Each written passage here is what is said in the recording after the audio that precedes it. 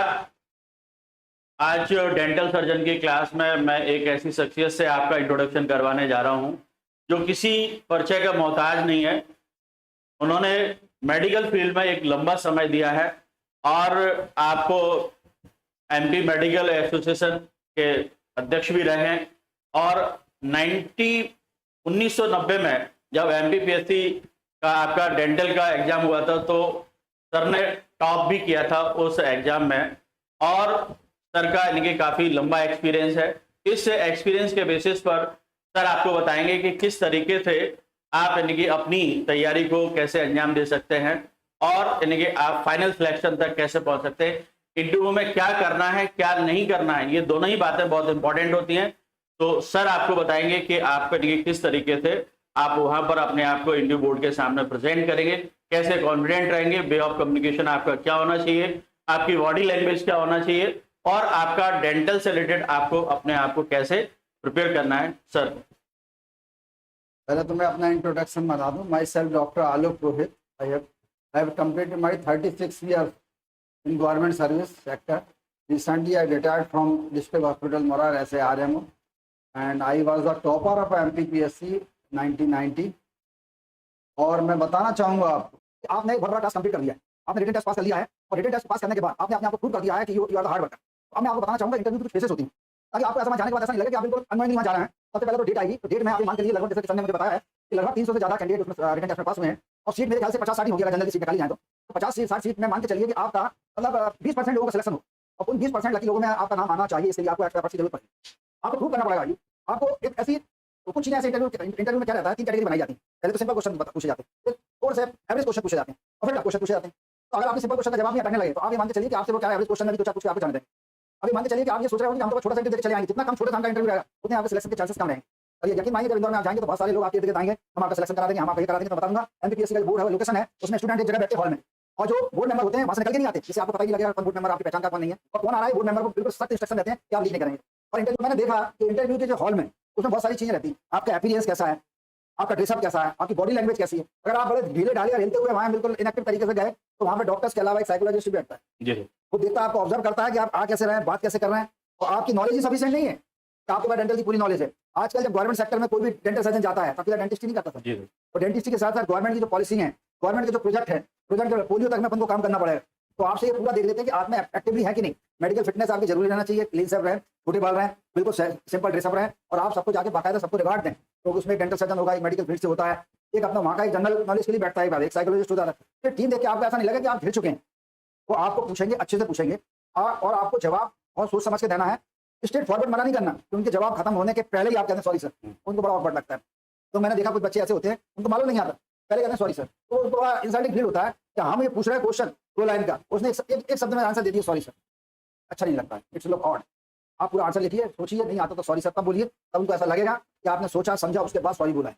तो मैं एक चीज़ बता दूँ आपको, डेंटल से रिलेटेड चीज़ें पूछेंगे आपसे, छोटी छोटी चीज़ें पूछेंगे और आप ये सोचे बहुत बड़ी चीज़ें पूछेंगे नहीं। जैसे आपसे पूछा कि कोई अगर बच्चा आपकी क्लिनिक में आया है और वो 8 साल का है तो आप क्या क्या चीज़ें ऑब्जर्व करेंगे। छोटी छोटी चीज़ें पूछेंगे कि लेमिनेशन क्या होता है ना, और ये ब्रिज वर्क कैसे होता है, ये पूछेंगे।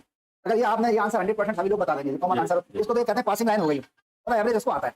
फिर अगली चीज़ों की तरफ बढ़ाएंगे, इम्प्लांट के बारे में पूछेंगे, थोड़ा इम्प्लांट के बारे में नॉलेज चाहिए, आप कर रहे हो कि नहीं कर रहे। वो अगर मान के चलेंगे कि आप तो गवर्नमेंट सेक्टर में इम्प्लांट नहीं कर रहे, लेकिन आपको नॉलेज है कि नहीं, थोड़ा हेयर्स के बारे में पूछेंगे, इंस्ट्रूमेंट के स्टरलाइजेशन के बारे में पूछेंगे।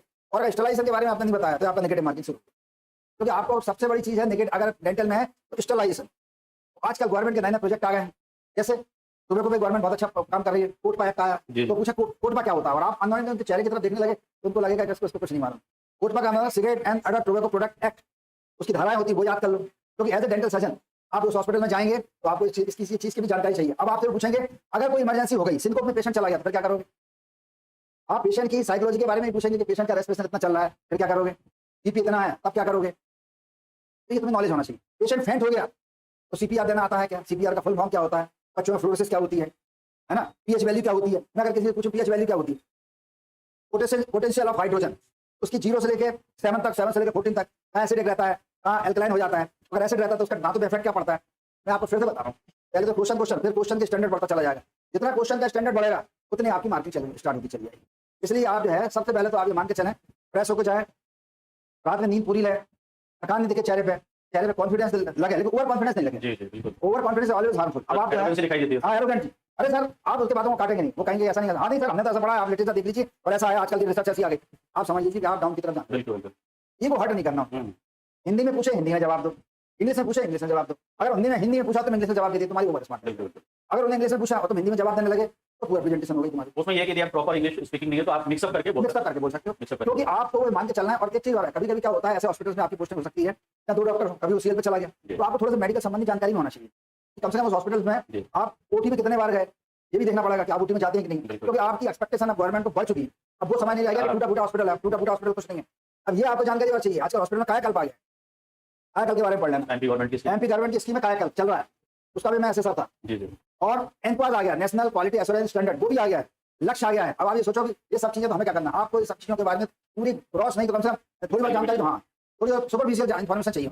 एनएबीएच के बारे में, एनएबीएच के बारे में बताओ, एनएबीएच क्या है, प्राइवेट में क्या है। क्योंकि अब जो है गवर्नमेंट चाहती है कि हमारा हॉस्पिटल प्राइवेट सेक्टर की तरह अच्छे से एक कॉर्पोरेट हॉस्पिटल बने, है ना। अब आपको क्या स्टेलाइजेशन का, सैनिटेशन के बारे में पता होना चाहिए, हाइजीन के बारे में पता होना चाहिए, हॉस्पिटल से संबंधित सारी की चीजों के बारे में आपको जानकारी होना चाहिए। और कौन से हॉस्पिटल्स में जा रहे हैं, हॉस्पिटल की कितनी कैटेगरी होती है, पीएससी क्या होती है, बिल्कुल है ना, कम्युनिटी सेंटर क्या होते हैं, सिविल हॉस्पिटल क्या होता है, डिस्ट्रिक्ट हॉस्पिटल क्या होता है, ये आपको इन्फॉर्मेशन जैसे जैसे आप हो सकता है इनमें से कुछ नहीं पूछे आपसे, लेकिन मैं जा रहा हूँ इंपॉर्टेंट चीज बताओ। तो आपसे पूछेंगे ग्वालियर में, अब ग्वालियर में अटल बिहारी वाजपेयी तो ग्वालियर में थे, ग्वालियर से ही है, अटल बिहारी के बारे में बताइए। तो अब आपको अटल बिहारी वाजपेयी के बारे में नॉलेज चाहिए। काला ऋषि की तपोभूमि आप बोलोगे, कोई अगर उसमें वो सब जानते हैं सब, काला ऋषि की तपोभूमि, तो काला ऋषि के बारे में थोड़ा जान दो, ग्वालियर किले के बारे में थोड़ा सा जान दो, लक्ष्मीबाई स्टेचू के बारे में, क्योंकि जनरल नॉलेज में तो कहेंगे कहीं मत पूछो। ग्वालियर में से कौन से आसपास से कौन सी नदी जा रही है ना, ग्वालियर के पॉलिटिकल लीडर कौन कौन से हैं, वो कैसे ही पूछ सकते हैं। ग्वालियर फोर्ट के बारे में पूछ सकते हैं, ग्वालियर फोर्ट के बारे में, तानसेन के बारे में, तानसेन के बारे में पूछ सकते हैं, राजा मानसिंह के बारे में पूछ सकते हैं, लक्ष्मीबाई की स्टेचू बनी है कब कैसा हुआ था वो पूछ सकते हैं, ठीक है। और यहाँ की मिनिस्ट्री के बारे में पूछ सकते हैं, लोकेशन के बारे में, जो फेमस लोकेशन है उसके बारे में पूछ सकते हो, उसके बारे में तुम्हें जानकारी चाहिए। और जैसे बेसिक जानकारी भी चाहिए, थोड़ी सी जनरल नॉलेज कि मिनिस्ट्री में कौन कौन क्या क्या है, थोड़ा स्पोर्ट्स के बारे। अगर वो कह देंगे कि आप बताइए आपको क्या में इंटरेस्ट है, आपने कहा स्पोर्ट्स में, तो स्पोर्ट्स में पूछने लगेंगे। मेंटली प्रिपेयर रहना और आपकी हॉबी पूछेंगे, और आपसे पूछेंगे कि जैसे आपसे पूछ सकते हैं कि आप गवर्नमेंट हॉस्पिटल, अगर आपकी पोस्टिंग रिमोट एरिया में कर दी तो आप जाना चाहोगे क्या, कि बिना एक सेकंड देरी करें। बिल्कुल, या आपने कहा हाँ वो मैं पूछूंगा जा सकता हूँ, नहीं मैं 100% जाऊँगा। आपका डेडिकेशन दिखाई देगा। आपको कभी एक्स्ट्रा अगर कभी इमरजेंसी जरूरत पड़ी तो आप इमरजेंसी ड्यूटी कर पाएंगे क्या। हाँ, स्पेशली ये पूछ सकते हैं कि ट्राइबल एरिया में आपको भेजना, ट्राइबल एरिया में हम आपको भेजने चले जाएंगे, कहना सर मैं चला, क्योंकि मेरा मकसद है गवर्नमेंट सर्विस करना। क्यों करना, क्योंकि कहना कि सर मैं प्राइवेट में अपने क्लिनिक में उतना लोगों की मदद नहीं कर सकता जितना गवर्नमेंट सेक्टर में अपने लोगों की मदद कर सकता हूँ।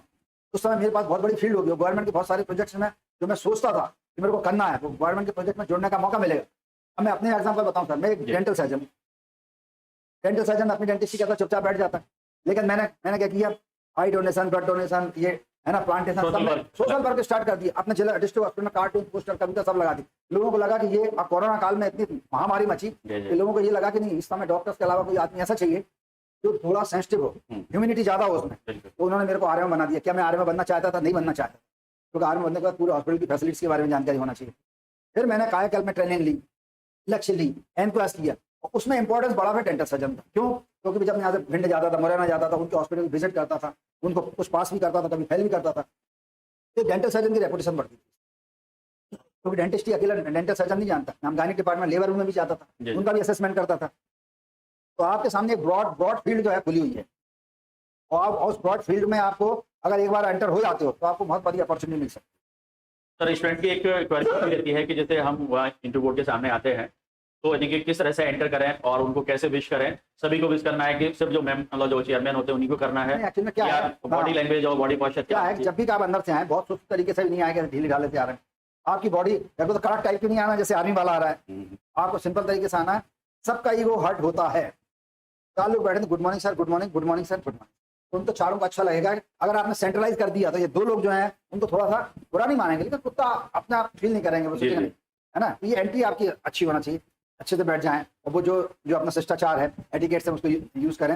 बैठते समय थैंक यू बोलें और अपने हाथ सामने रखें, ऐसे ऐसे ऐसे ऐसे। हैंड मूवमेंट नहीं करना है, हैंड मूवमेंट कम से कम रखना। आपने बोलते समय आप कर सकते हैं, लेकिन आप कभी ऐसे कर दिए, कभी बैठे बैठे ऐसे कर दिए, कभी टेबल पे हाथ रख दिए, ये सब नेगेटिव मार्क। वो आदमी आपको ऑब्जर्व कर रहा है, इसका मतलब आपने स्टेमिना की कमी है। आप सब 15 मिनट नहीं बैठ पाए अच्छे से, ऐसे कर लिया, ऐसे कर लिया, ऐसे कर लिया, ऐसे कर रहे हैं, बहुत गंदा लगता है ना। बार बार, एक आध बार अगर खांसी आ गई कोई दिक्कत नहीं है, है ना। लेकिन आपको प्रॉम्प्ट तरीके से पूरा सुनना पड़ेगा, हर बात में पार्डन सर बोलोगे तो अच्छा ये नहीं। अच्छा एक आध बार ठीक है, अच्छा। लेकिन प्रॉम्प्ट रहे कि मतलब आपके कान हमेशा आंसर की तरफ झुके रहे। जी हाँ, वो हो सकता है बीच बीच में कभी आपस में बात करते रहे तो उस समय साइलेंट रहे ना, ये नहीं कि उसके बाद में इन्वॉल्व हो जाए आप, नहीं, वो आपस में बात करना तो नहीं। अच्छा, स्टूडेंट की सर एक और थ्योरी रहती है कि जैसे मेंबर्स हैं, 4 मेंबर हैं, किसी एक ने क्वेश्चन पूछ लिया और उसका स्टूडेंट आंसर कर रहा है, उसी समय बीच में दूसरा मेंबर यदि क्वेश्चन पूछने लगता है तो पहले वाले का कंप्लीट करना है या फिर यानी कि सेकंड वाले ने जो पूछना स्टार्ट किया वहां से स्टार्ट वो करना सर बहुत अच्छी चीज है कि आप पहले वाले का कंप्लीट करते हैं, हाँ सर, फिर आप उनका, लेकिन तोड़ के उसका कर देंगे उसको तो अच्छा नहीं लगा, लेकिन इसकी इंसल्ट हो। अब वैसे जनरली ऐसा करते नहीं है वो, क्योंकि एक का खत्म होने के बाद उनके बाद देखो आप ये मान के चलोगे, तुम सोचोगे अरे अपने को 4 बज गए, अपने को तो जल्दी जल्दी इंटरव्यू हो जाएगा, नहीं होगा। अगर 300 लोगों का इंटरव्यू है तो एक चीज बता दूं, पैनल को एक नहीं होता, है। 3 पैनल होते हैं और 3 मेंबर होते हैं उसमें, हर एक के रूम अलग अलग होते हैं। आज जो मेंबर इस रूम में बैठा है कल यहाँ नहीं बैठ के दूसरे बैठेगा या कतार दूसरे बैठेगा, तो आप ये पता नहीं लग सकते कि मेंबरों को खुद पता नहीं होता कि आज हम एक रूम में बैठेंगे, बी में बैठेंगे, सी में, और लिस्ट भी उसी समय फाइनल होती है। कोई लड़का अगर चाहे ना कि मैं तो बी वाले आज बी वाले के ये बैठेंगे इनके, नहीं, वो लिस्ट ही ऐसी बनाते हैं वो कि वो उधर डाल देते हैं, उसका लड़का इधर आ जाएगा, कभी इधर आ जाएगा।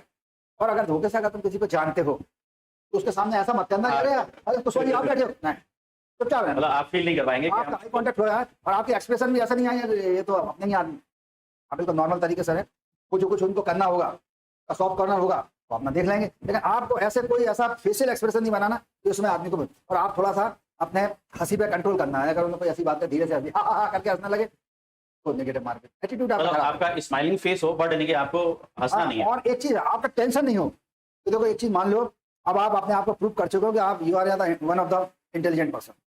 अब इंटरव्यू में होता है कि नहीं होता, आपको जिंदगी में कहने के लिए हो जाएगा कि मैंने एक रिटन टेस्ट क्वालिफाइड किया है, और अगर आप प्रैक्टिस ही करेंगे तो आपके एक टर्म आपसे लग गया कि हम तो रिटन टेस्ट कर लिया था, वो तो उसमें क्या है, इंटरव्यू में बहुत सारे लोग थे यार, अब नहीं हुआ तो नहीं हुआ, और ये लक पे डिपेंड करता है आपके क्वेश्चन कौन से पूछे जा रहे हैं। मैं सर बताऊं 5 बैच में है, मैं अपनी कभी क्लास का टॉपर नहीं रह पाया जी और पूरे 5 साल 4 साल, लेकिन इंटरव्यू के टाइम पे मेरे स्टार का या कुछ का वो ऐसे ऐसे क्वेश्चन पूछेगा जिसका आंसर नहीं दे पा रहा था, क्योंकि मैं डॉक्टर धीरावाणी के चला। तो मैं सर अभी भी कहना चाहूंगा कि क्रेडिट गोज टू डॉक्टर धीरावाणी, उन्होंने 1 साल मेरे को जबलपुर में बहुत अच्छा एजुकेशन दिया, और उसके बाद उनके पास वर्कलोड बहुत था, इसलिए उस समय इम्प्लांट तक और ऑर्थोगेनेटिक सर्जरी वगैरह करने लगा था जो 90 में लोग बुक में देखते थे। जी उसका कारण है कि मैं I was the topper of MPPS, लोगों को आश्चर्य हुआ था। तो ये मान के चलना, सबको एक मैसेज देना चाहता हूँ कि यार मेरे नंबर तो कम है, अब मेरा इंटरव्यू में क्या होगा, हो सकता है इंटरव्यू में आपके 40 आ जाए, और उसके रिटन टेस्ट में जिसके ज्यादा है उसके, और ऐसा हो भी रहा है। हाँ एमपीपीएससी में यानी कि आपका सर इनका 50 मार्क्स का इंटरव्यू है, तो उसमें 7 मार्क्स भी दिए जा रहे हैं और 47 भी दिए जा रहे हैं। बोलो तो अब कितना अंतर आ गया। इतना कभी कभी इंटेलिजेंट लड़का जो है ओवर कॉन्फिडेंस के कारण जो है वो जवाब नहीं दे पाता, तो उसका मतलब उसके 15 नंबर आ, बिल्कुल और जबकि वो रिटन टेस्ट में उसके वो कह रहा था रिटन टेस्ट में मेरे अच्छे थे, पर इंटरव्यू में घबरा गया मैं। एक तो अपने अंदर जो है विश्वास रखो, आई नो एवरीथिंग, मतलब nobody is perfect in this world, ये मान के चलना पूरे क्वेश्चन के आंसर आप नहीं दे पाओगे, लेकिन आपने ये सोच लिया कि मैं कॉन्फिडेंटली जवाब दूंगा, तो बहुत सारी चीजें काउंट की जाती हैं, आपका हैप्पीनेस से लेके वे ऑफ टॉकिंग तक। अगर आप वे ऑफ टॉकिंग है आपका, तो आपको उनको अप्रिशिएट करेंगे कि ये आदमी गवर्नमेंट के लिए फिट है। सर एक स्टूडेंट का और थ्योरीज रहती है कि जो अभी 4 इनके मेंबर के इनकी बोर्ड है, पैनल रहता है, तो उसमें इनके मार्क्स देने का कैसे डिसाइड करते हैं वो लोग? मार्क्स देने का सबके पास अपने अपना सीट होती है,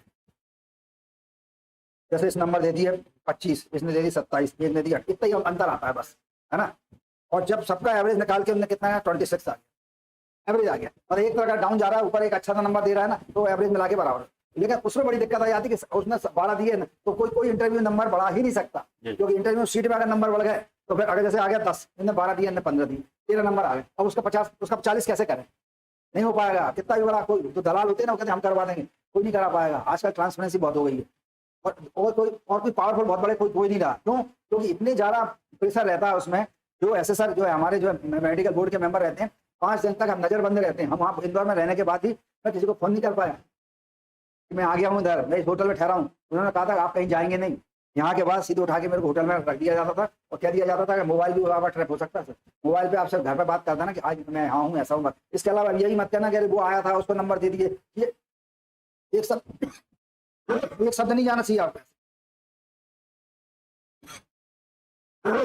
सर एक स्टूडेंट का, good evening sir, does answering in Hindi not have a negative impact?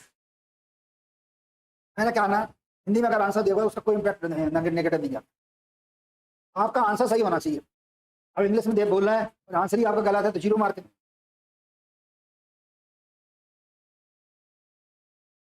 और इसे पानी है क्या? कोई दिक्कत नहीं, कभी नमकीन खाए ना तो कहते क्या कहीं।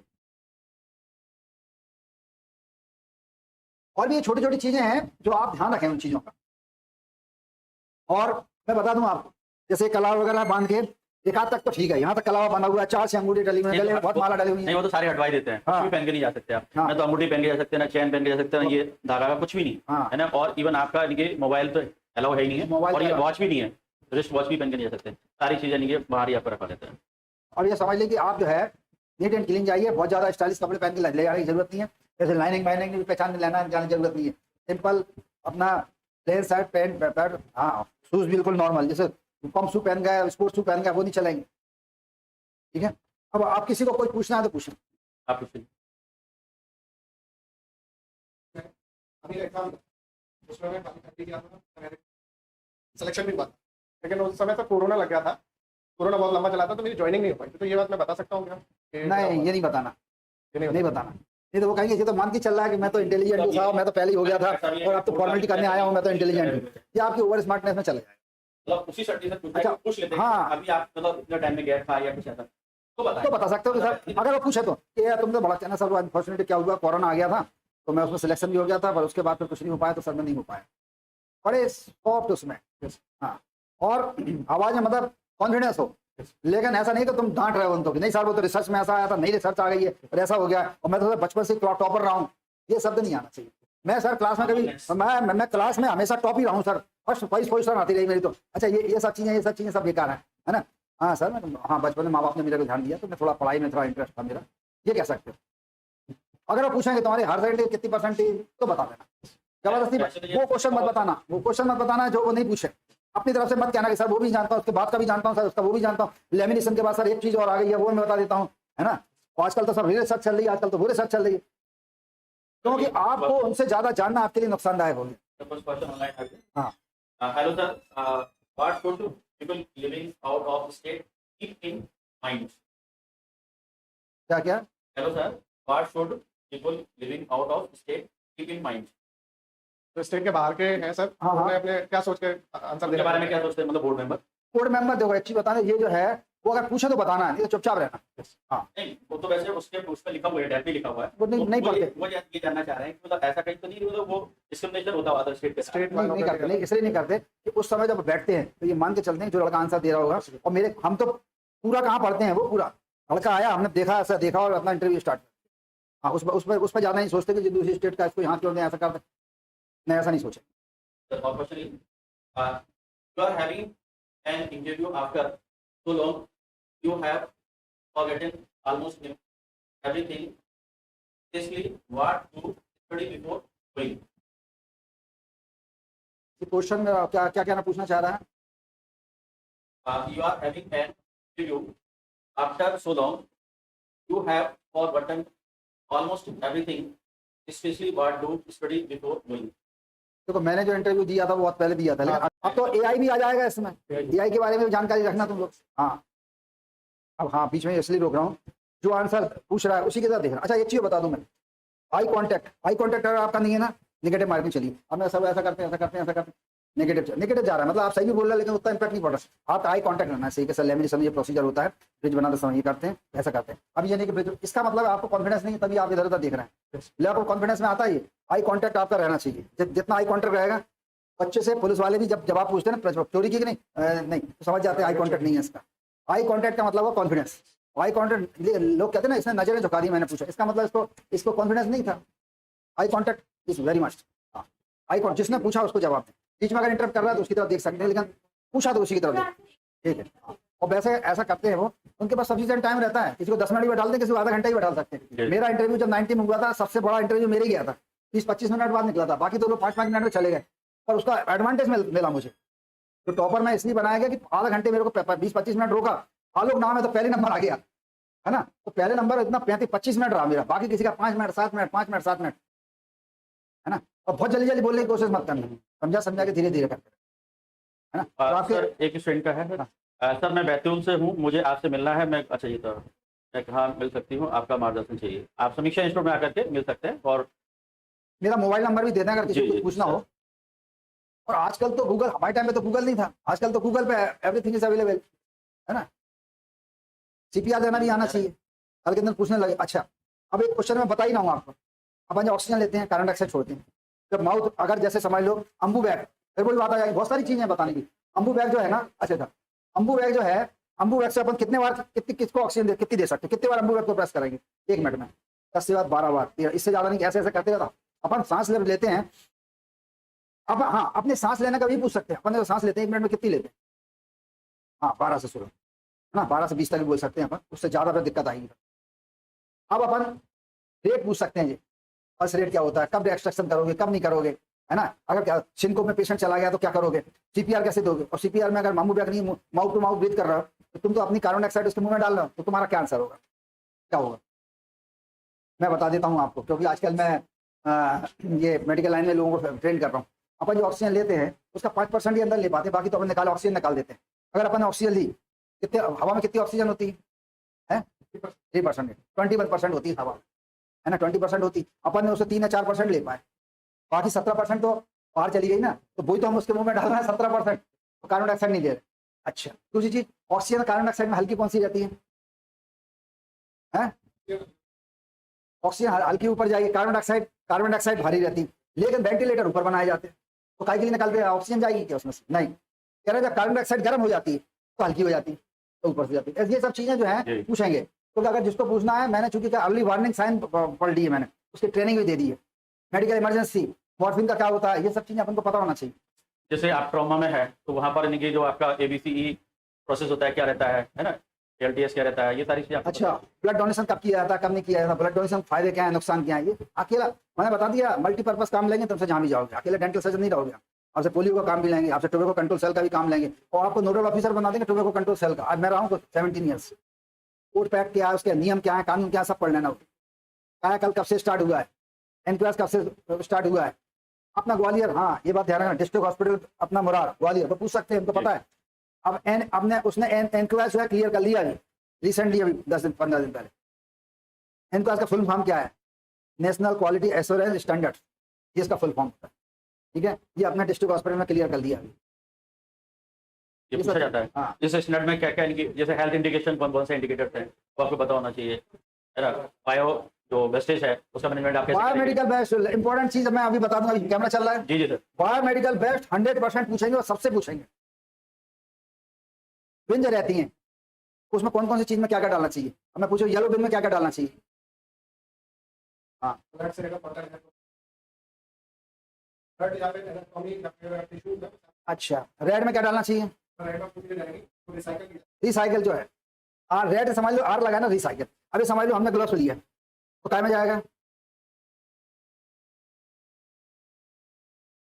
अब यही गलत हो गया, मालूम तुमको। ये क्वेश्चन 100% पूछेगा, इसका आंसर तुम्हारा टोटल 100% गलत हो गया। वो चाहे ब्लड लगा हो चाहे नहीं लगा हो, रेड में जाएगा। क्यों? तुमको इन्फेक्टेड है वो तो, अरे वो तो रिसाइकलिंग होगा हाई टेम्परेचर पे, हाई टेम्परेचर रिसाइकलिंग, इसलिए रेड में जाएगा। इसलिए बायोमेडिकल बेस्ट पूरा टॉपिक, एक पूरी क्लास है उसकी बायोमेडिकल बेस्ट की, वो पूरा वो क्लास अपन पढ़ रहे हैं। सैनिटाइजेशन क्या होता है, हाइजीन क्या होती है ना। सैनिटाइजेशन का मतलब जो फर्स्ट में पोंछा लगता है उसको सैनिटाइजेशन कहते हैं। अपने बॉडी से रिलेटेड जो होता है वो हाइजीनिक होता है, मुंह की हाइजीन, बॉडी हाइजीन। सैनिटेशन नहीं कहते, सैनिटेशन जो पोंछा लगना कहते हैं, हाँ नॉन लिंग्विड, है ना। और ये कौन कौन सी चीजें ओटी के लिए कौन सा यूज किया जाता है ना, ये सब चीजें आपको पढ़ना पड़ेगा। हैंड वॉश की टेक्निक, अरे हैंड वॉश तो जरूर पूछेंगे, क्योंकि डेंटल सर्जन के लिए हैंड वॉश की जरूरत है। हैंड वॉश की टेक्निक आपको मालूम है नहीं मालूम? कैसे? देखो मैं बता देता हूँ, आपको जीवन भर के लिए याद होगा। उसका एक कॉमन है, ओ सुमन के, ओ का मतलब ऑर्नामेंट निकाल दो, सुमन का सीधा एस, यू का उल्टा, माँ का मुट्ठी, ए का अंगूठा, एन का नेल, और के का कलाई। ओ सुमन के उसमें लिख लेना, ठीक है। ये हमने जिला अस्पताल में लोगों को बता दिया था, जीवन भर याद रहेगा। ओ सुमन के, क्योंकि कोविड के टाइम पे तो बहुत ज्यादा इस पे हाँ, फोकस किया गया था। सीधा ऑर्नामेंट हटा दो, वो ले लो सोप, कितना थोड़ा सा सोप ले लो, बाट गीला कर लो। और इसमें टाइमिंग कितना रहता है? 2 मिनट तक, ओटी में लगते हैं 5 मिनट, है ना। तो ये सब चीजें आपको, आप मेरा नंबर दे दो, जिसको जो पूछना हो तो पूछ लेना, जो मेरे को आएगा वो बता दूंगा, नहीं आएगा तो गूगल से देख के बता दूंगा। लेकिन ये चूंकि मास्टर ट्रेनर रहा हूं मैं इसका, कायाकल्प और एनक्वास का, इसलिए सारी चीजें पढ़नी थी मैंने। वर्नेबल पेशेंट कौन से होते हैं, वर्नेरेबल एड्स क्या होता है, कैसे होता है ना, ब्लड ग्रुप कौन कौन से होते हैं, ये सब पढ़ लेना। कभी हो सकता है तुमसे नहीं पूछा, दूसरे से पूछेंगे। बिल्कुल। क्वेश्चन तो उनके पास 50-60 रहते हैं, उसी को घुमा घुमा के पूछते रहते हैं। वैसे इनको हमने क्वेश्चन बैंक दे दिया था पूरा, क्वेश्चन बैंक तो आपको अवेलेबल हो गया है, ये दिया है। एक्चुअली में क्या है, डॉक्टर साहब जो है हमारे यहाँ वांटेड डॉक्टर के रूप, वांटेड है ना, एक साथ वांटेड डॉक्टर रूप में ओके ओके। डिस्ट्रिक्ट हॉस्पिटल में। हाँ नहीं बिल्कुल नहीं, अपनी मैंने स्मार्टनेस, सब स्मार्टनेस। आप आपसे पूछे आपने कहाँ कहाँ काम किया है, आपका सर मैं यहाँ गया था, यहाँ गया था, एक बार हम हॉस्पिटल की तरफ से सेंट्रल जेल भी गए थे, कैंप्स में। हाँ गवर्नमेंट में कैंप भी बहुत लगते हैं, कैंप में आप जाना पसंद कर। हाँ सर मैं जाता हूँ, सेंट्रल जेल में भी गया था। अब मैं सर सेंट्रल जेल में एक बार कैंप में गया था, मैं वो कहीं मैंने पूछा क्या, वो चीज़ कतई मत बताना जो वो ना पूछे। अगर उन्हें एक शब्द पूछा तो तुम दूसरा बता सकते हो। कैंप वगैरह में जाते हो तो बताना कैंप वगैरह में जाते हैं सर, हम तो सेंट्रल जेल वगैरह में भी गए थे, लिंक है वो। लेकिन सेंट्रल जेल में कैंप में जाता हूँ ये लिंक नहीं है, ठीक है। तो जो आपसे पूछा जाए तो तब का बताएंगे। हाँ उसमें एक चीज आप ऐड कर सकते हो कि हाँ सर ये भी मैंने किया, इससे ज्यादा। और रिमोट टाइप के बिल्कुल मत जाना कि स्टोनी फेस ऐसा। हाँ फेशियल एक्सप्रेशन आपके पास रहना चाहिए ऐसे, थोड़ा ज्यादा भी नहीं एकदम। मैं सर में वहाँ गया था फिर मैंने ऐसा कर दिया, ये मैं तो बहुत एक्टिव हूँ, ये सब चीजें नेगेटिव जाती हैं। और स्टोनी फेस नहीं रखना कि न्यू करके जवाब दे रहे हैं, न्यूट्रल फेस नहीं रखना चाहिए। फेशियल एक्सप्रेशन आपके रखो, smiling face, smiling face. Nervousness नहीं दिखनी चाहिए। चेहरे पे नर्वस नहीं आता तो बस हंस के ही मत गए, सॉरी सर वो गलत लगेगा। मतलब हंसना अच्छी चीज होती पर वहाँ हंसना ठीक नहीं है। और ध्यान रखना बहुत, मतलब केयरफुली क्वेश्चन सुनना, एक क्वेश्चन 3-3 4-4 और रिपीट करोगे इरिटेट हो जाएगा, है ना। ठीक है, थैंक यू वेरी मच। हाँ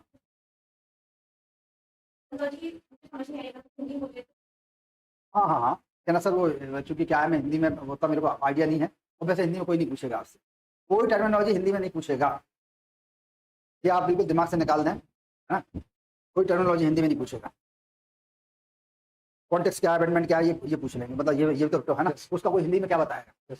इम्प्लांट, इम्प्लांट तो इम्प्लांट ही बोलेंगे। लेमिनेशन, हाँ लेमिनेशन और वेनियर में क्या अंतर है, कोई पूछे तो बताओ क्या है। सर वो थिकनेस का रहता है, लेमिनेट मींस जो एकदम पार्शियली मतलब दिखे ही पूरा, जिसका जो रिडक्शन होता है वो भी काफी कम होता है।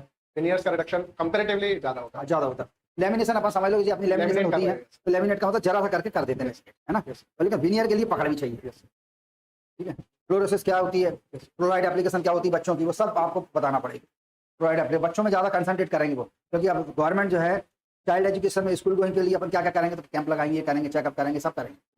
डेंटल केरीज के बारे में बता, बच्चों के बारे में पूछना। अच्छा दांतों की कर सकते हैं क्या, तो पूछे दांतों कर सकता है कोई आदमी, ब्रश नहीं करे दांतों करे तो चल जाएगा काम, नींद के दांतों से हो जाएगा काम। तो सर इसमें मैं थोड़ा सा वैसे आंसर दे सकता हूँ कि जब ब्रश नहीं थे तब लोग, नहीं अपन तो सिर्फ ये कहना कि सर दातुन ब्रश क्या मॉडिफाइड दातुन है ना, बस दातुन भी की जा सकती है। Why we are interested to change the मतलब दातुन टू ब्रश, क्यों जो गांव के लोग हम जाएंगे ब्रश लेंगे नहीं, तो हम ये कहेंगे उनसे, ये कह देना कि दातुन को इतना सॉफ्ट बना दो चबा के कि उसके जो हार्ड पार्टिकल है, मैंने बताया था, एक मेरा लेक्चर भी था हाउ टू प्रिपेयर दातुन, उसके कई जो नुकीले पार्ट है उनसे कहेंगे कुल्हाड़ी से, उनके पास कुल्हाड़ी रहती है, ब्लेड रहती है, उसको निकाल दें। जब देख लें सॉफ्ट हो गया तो सेम प्रोसीजर से ब्रश कर लें। तो दांतों को हम मना नहीं करेंगे, क्योंकि दांतों का मना करना मतलब आदमी तो वहाँ पर दोबारा नहीं आएगा, ब्रश ही नहीं खरीद सकता। हाँ अब क्या माउथ वॉश नहीं किसी के तो हॉट सैलन गार्गल कर ले, क्या कर। वैसे भी हमारा इंडिया गवर्नमेंट की इस समय भारतीय ज्ञान परंपरा पर बहुत ज्यादा हाँ। कॉलेज। ठीक है, तो अब ये सब मैंने चीजें बता दी हैं, और मेरा नंबर आप फ्लैश कर देना, मैं चाहूँ तो इसी में बता देता हूँ। अभी चल रहा है क्या? मैं डॉक्टर आलोक पुरोहित, मेरा नंबर है 70003332 7, हाँ